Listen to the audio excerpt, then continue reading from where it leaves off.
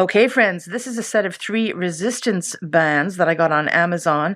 They come in 3 resistances, meaning they're very stretchy if they're light, medium stretch, and very heavy-duty stretch. So you can see here that this, oh my gosh, it takes a lot of effort to pull them apart at all. So this one here, the heavy one, I think this is a really tough one to work with, not my favorite, whereas the lighter one, yeah, it offers a lot more resistance and stretch. So for me personally, being a bigger person, this is the one I have to take because I need to get this around my thighs.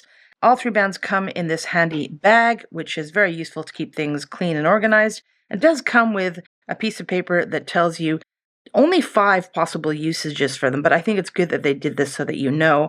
The first suggestion here is for walking, which I never use. This one's really good for opening your legs, the clamshell exercise it's called, and a similar one, lifting your from your knees to side kick.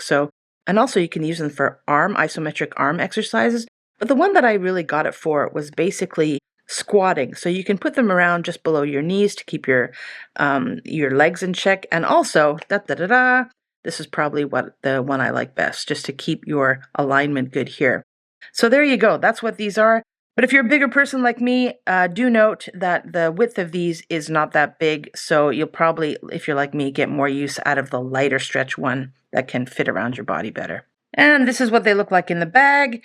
One thing to note is that these are washable. And of course, when you wash elastic over time, they do loosen up, become less stretchy. So if the heavy and or medium ones are too thick and not stretchy enough for you, yeah, they will loosen up over time. So for me so far, this has been a good investment. Even though I've just started, they are keeping my hips aligned as I squat.